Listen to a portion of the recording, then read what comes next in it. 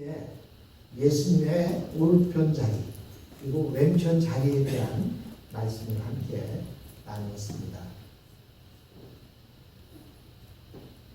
오른편 자리와 왼편 자리의 논쟁을 할 때에 예수님께서는 그 논쟁하는 제자들을 모시고 말씀하십니다. 그것이 바로 오늘의 본문 내용입니다. 그래서 저는 오늘 읽은 마태복음 20장 25절로 34절 말씀을 통해서 하나님 나라의 질서라는 제목으로 하나님의 말씀을 함께 나눠보고자 합니다.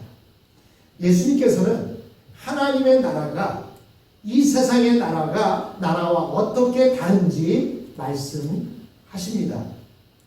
예수께서 제자들을 불러다가 이르시되 이방인의 집권자들이 그들을 임의로 주관하고 그 고관들이 그들에게 권세를 부리는 줄을 너희가 알거니와 너희 중에는 그렇지 않아야 하나니 너희 중에 누구든지 크고자 하는 자는 너희를 섬기는 자가 되고 너희 중에 누구든지 으뜸이 되고자 하는 자는 너희의 종이 되어야 하리라 라고 이렇게 25절로 27절에 말씀하십니다. 이 세상의 질서는 높은 자들이 낮은 자들에게 명령하며 지배하는 그런 질서입니다. 그래서 집권자들이 자기 마음대로 사람들을 지배하고 그 위에 군림합니다. 옛날 중국 진나라에 시황제라고 있는데 이 중국의 진나라 시황제는 외적의 침입을 막겠다는 이유로 만리장성을 쌓았습니다.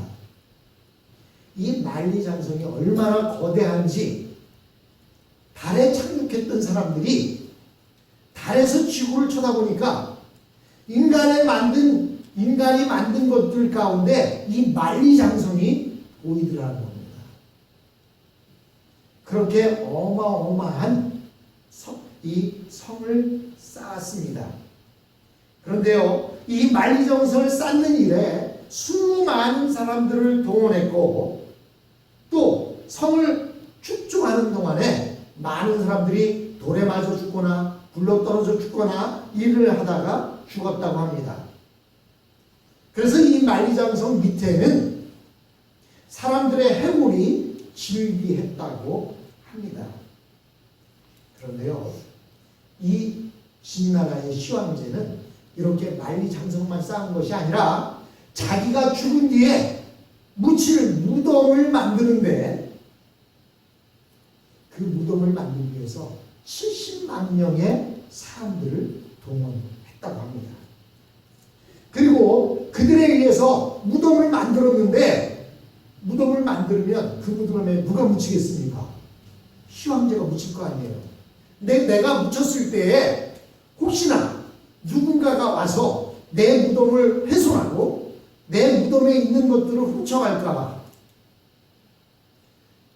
그곳에서 일했던 70만 명의 모든 인부들을 다 죽였다. 왜? 그들이 무덤이 어디에 있는지를 알기 때문에.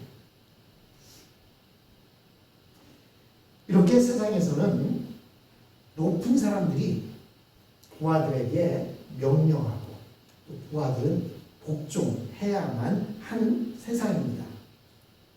그러나 하나님 나라에서는 누구든지 높아지면 높아질수록 더 낮은 자가 되고 섬기는 종이 되는 것입니다. 우리는 이러한 모습을 우리의 어머니들을 통해서 볼 수가 있습니다. 어머니들의 위대한 점은 아이들과 똑같아질 수 있고 오히려 아이들보다 더 낮아질 수도 있다는 것입니다. 그래서요, 처녀 때에는 바퀴벌레 기어가는 것만 봐도 무섭다고 도망가던 그런 아가씨가 결혼을 해서 아기를 낳는데 누워있는 아기 옆에 바퀴벌레가 지나가는 거예요. 그러면 똑같은 사람인데 처녀 때는 무섭다고 도망가던 사람이 아기 엄마가 되면 어떻게 해요? 쏜살같이 달려가서 맨발로 바퀴를 빡 밟아서 죽입니다. 뿐만 아니죠. 조금만 이상한 것 있으면 징그럽다고 하고 조금만 더러운 것 있으면 그냥 코를 막고 도망가는 사람이 자기가 낳은 아기가 똥 싸 뭉개는 것을 보면서 그 녀석 참 똥도 이쁘게 쌌다 하면서 똥기저귀를 갈아주고 닦아줍니다. 자기가 먹다가 흘린 것도 더럽다고 주워 먹지 않는 사람이 아기가 먹다 흘린 것은 그거 다 쪽쪽 빨아먹습니다. 그게 우리 어머니들의 모습입니다. 그런데 아마도 집에서 어머니가 군대의 장관처럼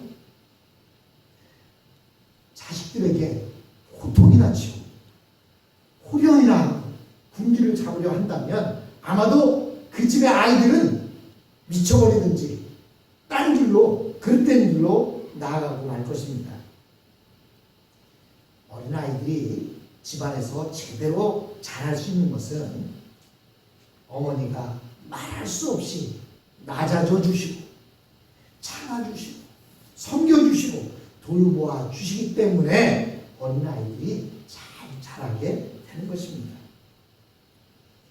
그런데요, 나중에 자라서 말썽을 많이 부리는 그런 아이들을 놓고 설문을 조사해 보면 그들이 어렸을 때 자신들을 잘 섬겨주지 못한 어머니가 있지 못했고 또 가족이 결손 가족으로 자라서 그런 문제를 일으키는 사람들이 많이 있다는 사실을 알게 됩니다.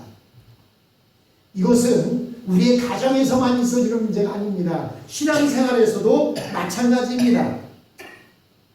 누구든지 신자가 되면 갓 태어난 어린아이와 같습니다. 혼자서 손, 발을 움직이는 것 같지만 실제로 혼자서 할 수 있는 것은 아무것도 없습니다.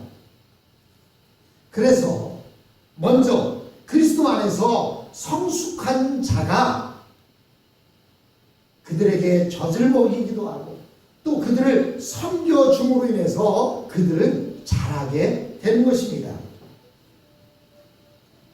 그래서 신앙적으로 성숙하려면 신앙적인 유모를 잘 만나야 합니다. 나를 신앙으로 잘 이끌어줄 사람들을 만나면 그의 신앙이 아름답게 잘 자랍니다. 물론 이런 어머니 같은 사람을 만나지 못해도 신앙은 자라기는 하지만 대단히 신앙 인격이 거칠어지고 공격적이 되는 것을 볼 수가 있습니다. 그런 신앙인들은 왜 그러냐? 처음 예수를 믿고 좋은 신앙의 유모를 만나지 못했기 때문입니다. 아이들이 잘못했을 때 무조건 매로 때리기만 하면 그 아이들은 맹수가 되어버리고 맙니다. 그렇다고 아이가 하자는 대로 그냥 내버려 두면 버릇이 없어집니다. 그래서 아이를 키우는 것이 회사를 경영하거나 공부를 하는 것보다 더 어렵다라고 이렇게 말합니다. 저는 아버지가 조금 그 부분에 잘 모르지만 여기 계신 분들은 다 어머니들이잖아요. 아마도 공감하실 거예요. 저는요, 아기 보라고 하면 내가 나가서 돈 벌어 오는 게 더 낫다고 생각하는 사람이에요. 그래서 우리의 신앙생활도 처음 신앙생활할 때 누구를 만나느냐가 중요합니다. 아기가 태어날 때 어머니를 내 마음대로 고를 수는 없지만 어떤 어머니를 만나냐에 따라서 그 자녀의 인격 형성이 다르게 되는 것처럼 우리 신앙도 그렇습니다. 내가 신앙생활을 처음 할 때 어떤 신앙의 유모를 만나느냐, 누가 나를 이끌어주고 있느냐, 그 사람에 따라서 신앙의 색깔이 달라집니다. 그래서 나를 전도해주고 나의 신앙을 이끌어주는 사람이 막 그렇게 소리질러 기도하는 사람이면요, 그 사람 밑에서 신앙을 배우면 그 배운 사람은요 그냥 조용히 기도하면 기도 안 한 것 같아요. 그래서 뜨겁게 기도해야 기도하는 것 같아 보입니다. 근데 어떤 사람은 조용하게 신앙생활하는 그 신앙의 선배를 통해서 신앙을 배우면요, 누가 옆에서 막 소리질러 기도하면 그게 막 바드가 되고 이상하게 느껴지게 됩니다. 왜 그러냐? 그래서 우리는 신앙의 유모, 신앙의 인도자를 잘 만나야 하는 것입니다. 그러면서 28절에 예수님이 뭐라고 말씀하십니까? 예수님이 이 땅에 오신 이유를 말씀하고 있습니다. 인자가 온 것은 섬김을 받으려 함이 아니라 도리어 섬기려 하고 자기 목숨을 많은 사람의 대속물로 주려 하느니라 라고 말씀합니다. 제가 사진을 하나, 그림을 하나 보여드리겠습니다. 이 그림이 뭐죠? 이 그림이 무엇으로 보입니까? 예? 예? 누가 구두를 닦아주는 것 같죠? 지금 어떤 사람은 앉아있고 어떤 사람이 구부려서 구두를 닦아주고 있습니다. 이게 또 다르게 보이는 분. 이게 혹시 글씨로 안 보이세요? 이게 글씨로 보인다면 이게 무슨 글씨일까요? 섬김. 한번 보세요. 섬김. 제 글 들으니까 그렇게 보이죠? 섬김. 섬김이 뭐냐? 섬김이라는 글자를 그림으로 만들었는데 섬김은 바로 저거라는 거예요. 누군가보다 낮아져서. 예수님이 바리새인 집에 갔을 때 어떤 한 여인이 와서 울면서 눈물로 향유 옥합을 깨뜨려서 발을 씻겨준 그런 모습으로 보이지 않습니까? 그게 바로 섬김이라는 거예요. 섬김은 저 높은 자리에 앉아있는 사람이 아니라 지금 구부리고 앉아서 발을 닦아주고 있는, 또는 누구 말도 구두를 닦아주고 있는, 또는 향유를 깨뜨려서 향유를 발라주고 있는 저 모습이 바로 섬김이라는 것입니다. 예수님은 높아지기 위하여 이 세상에 오신 것이 아닙니다. 예수님이 높아지는 것을 원하셨다면 이 세상에 오실 필요가 없으셨습니다. 예수님은 우리를 위하여 섬기는 종으로 오셨습니다. 예수님은 우리를 대신하여 노예가 되셨습니다. 우리는 자유인이 되었고 예수님은 노예로 붙들리셨습니다. 그런데 놀라운 것은 하나님의 능력이 예수님을 자유케 하시고 온 세상의 왕이 되게 하신 것입니다. 그래서 우리 성도들 중에서도 가장 놀라운 사람은 겸손한 사람입니다. 겸손한 사람을 만나는 것은 뜨거운 사막에서 오아시스를 만나는 것보다 더 기쁜 것입니다. 그러나 그런 겸손은 그냥 만들어지지 않습니다. 환난과 말씀으로 계속 연단을 받아야만 합니다. 여러분들이 집에서 쓰는 칼들은 요즘은 뭐 기계로 찍어내듯이 만들어지지만 옛날에는 대장간에서 풀무질로 여러분들이 쓰는 칼을 만들거나 낫을 만들었습니다. 그런데요, 빨갛게 달궈진 그 무쇠를 풀무에서 꺼내서 망치로 막 두드립니다. 그리고 두드린 다음에 어떻게 하죠? 물에다가 팍 집어넣습니다. 그러면 수증기가 휙 하면서 나오다가 물에 식은 것을 다시 풀무불에 집어넣습니다. 그리고 빨갛게 달라지면 다시 꺼내서 망치질을 합니다. 이렇게 좋은 칼, 좋은 낫을 만들려면 연단이 필요하듯이 하나님께서는 우리에게 연단, 고난이라는 연단과 말씀으로 우리들을 계속 단련하십니다. 그렇게 반복할 때 자기의 욕심과 고집이 완전히 없어지고 순결한 하나님의 백성이 되는 것입니다. 그리고 그 모습은 자기를 주장하지 않습니다. 그리고 거짓말을 하거나 고집을 부리지 않습니다. 이것이 바로 신앙의 보석인 것입니다. 그리고 이 사람이 천국문을 열어서 하나님의 축복이 쏟아지게 하고 기도하는 것마다 놀랍게 응답받는 사람이 되는 것입니다. 하나님, 나는 왜 이렇게 열심히 기도하는데 내 기도에 응답하지 않습니까? 자신을 돌아보십시오. 내가 정말 하나님의 말씀 앞에 죽어지고 낮아지고 연단되어졌는지. 하나님 앞에 연된 자들은 하나님 앞에 기도할 때 하나님께서 놀라운 복으로 부어주시는 것입니다. 그리고 이어서 예수님이 제자들과 이런 모든 이야기를 마치고 예루살렘으로 가기 위해서 여리고성을 지나가고 있을 때 두 소경을 만난 장면이 오늘 본문에 나옵니다. 29절로 30절입니다. 그들이 여리고에서 떠나갈 때에 큰 무리가 예수를 따르더라. 맹인 두 사람이 길가에 앉았다가 예수께서 지나가신다 함을 듣고 소리질러 이르되 주여 우리를 불쌍히 여기소서 다윗의 자손이요 하니. 다른 복음서에서는 오늘 우리가 읽은 이 마태복음에서는 두 소경이 두 사람이 길가에 앉았다 이렇게 말하고 있는데 다른 복음서에서는 소경 한 사람으로 되어 있는 것도 있긴 합니다. 근데 오늘 본문에 보니까 마태복음 20장에서는 두 명의 사람이라고 이렇게 되어 있습니다. 근데 이 소경이 예수님을 부르면서 뭐라고 불렀습니까? 다윗의 자손이여 라고 이렇게 부릅니다. 이 말은 예수님은 구약 성경에서 예언하신 그 메시아다라는 뜻을 내포하고 있습니다.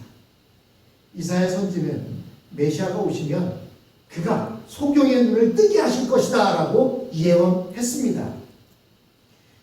이 소경은 거짓 노릇을 하면서 사람들이 하는 말을 주의 깊게 들었을 것입니다.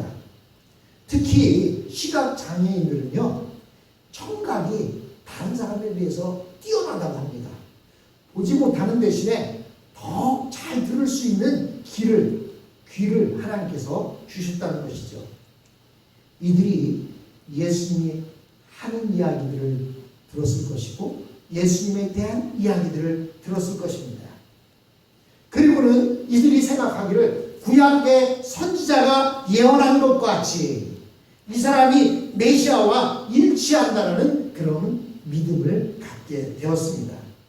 즉 이분은 하나님의 백성을 종된 상태에서 회방시키기 위해서 오셨고, 그렇다면 이분은 분명히 우리 같은 소경의 눈을 뜨게 해주실 것이라는 확신이 있었습니다.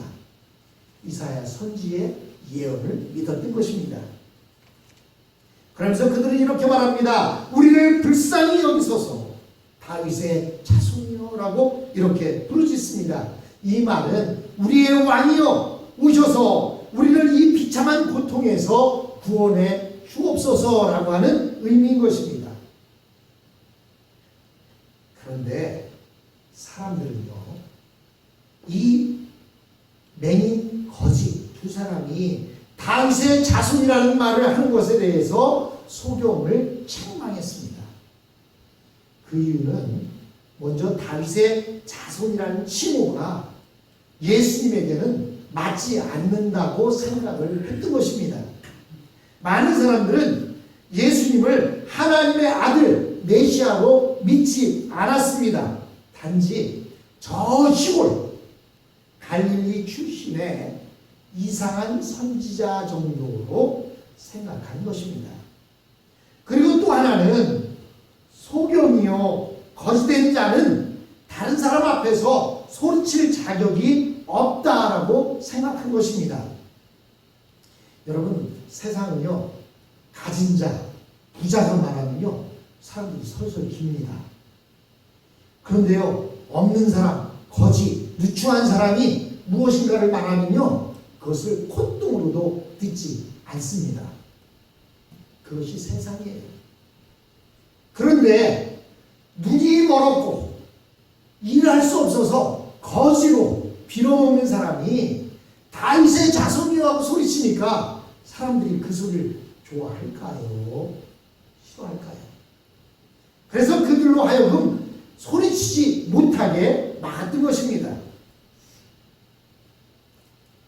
그런데 이 두 사람은 예수님께 더 큰 소리로 부르짖었습니다. 그 이유는 예수님은 나의 왕이기 때문에 너희가 상관할 바가 아니다. 예수님은 나의 눈을 뜨게 해주실 분이시다 라고 믿었기 때문에 더 크게 소리를 질렀던 것입니다. 31절에 보니까 무리가 꾸짖어 잠잠하라 하되 더욱 소리질러 이르되 주여 우리를 불쌍히 여기소서 다윗의 자손이여 하는지라. 사진 한 장 더 보겠습니다.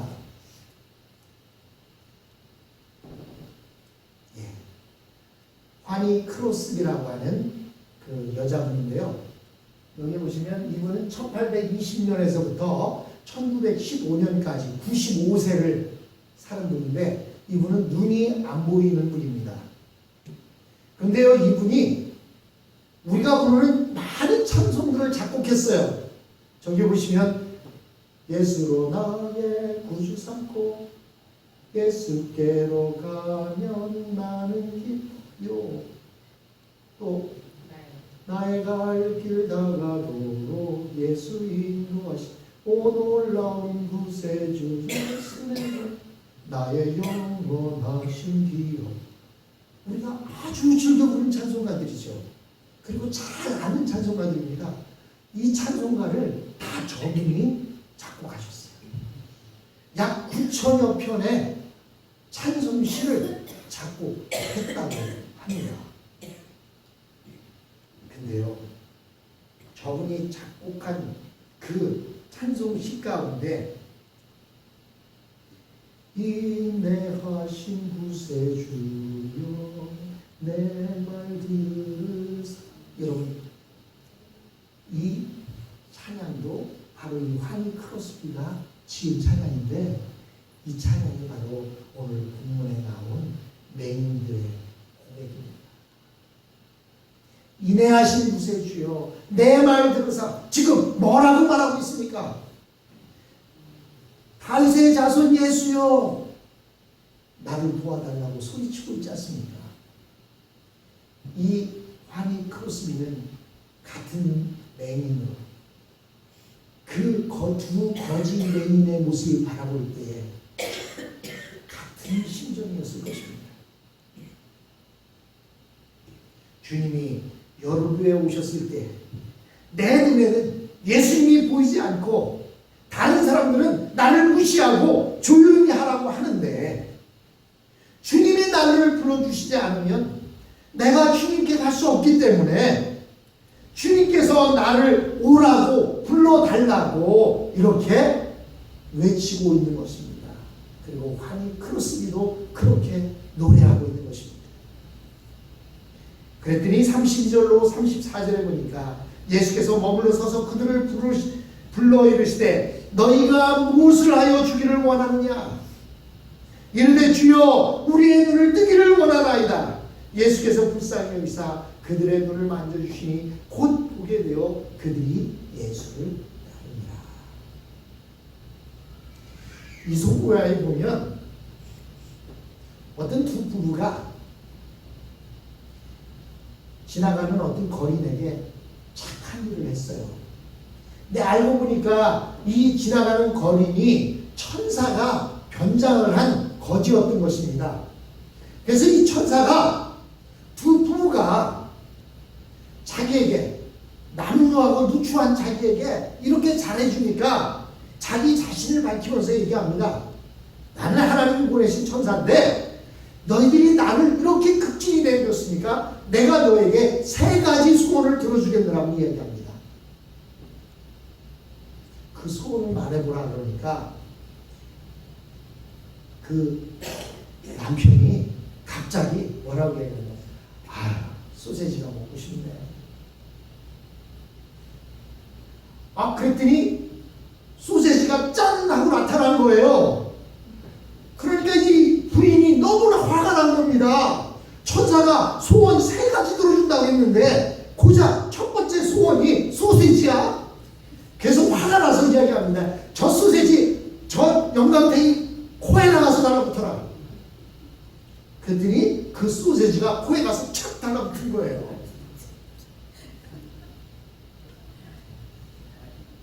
얼마나 두 사람이 생각했을 때 화가 나고 원통합니까?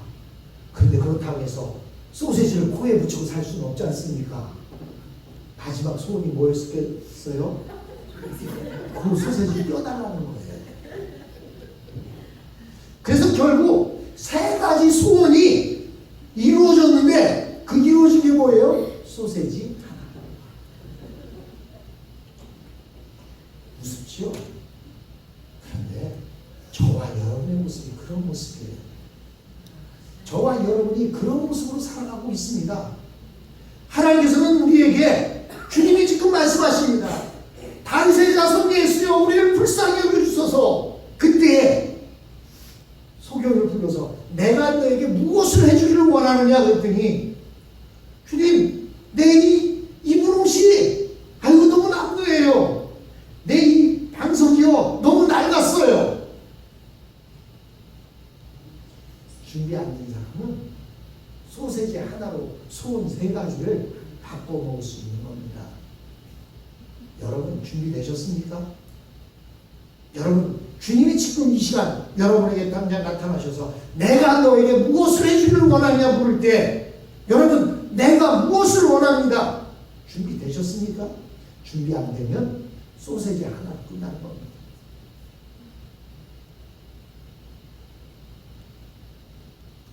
우리는 대답이 준비되어 있어야 합니다. 이들이 예수님을 부르짖은 것은 심심해서 부르짖은 것이 아니었습니다. 이들은 예수님에게 분명히 원하는 것이 있었습니다. 예수님은 이 두 사람의 눈을 만지셨고 이 두 사람은 그 자리에서 시력을 회복했습니다. 그러나 사실 이들이 눈을 뜬 것은 꼭 좋은 것만은 아니었습니다.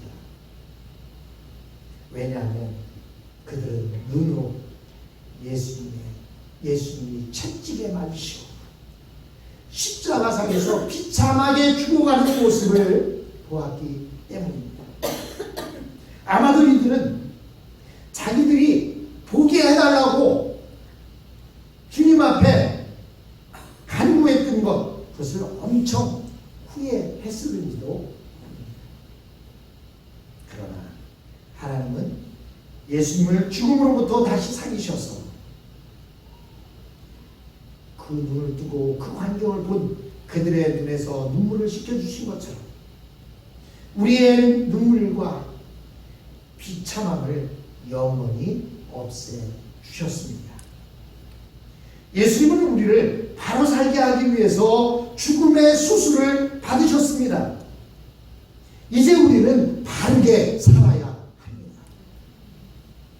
우리의 모든 열정과 마음을 다해서 하나님을 사랑하며 다른 사람을 있는 그대로 존중해야 합니다.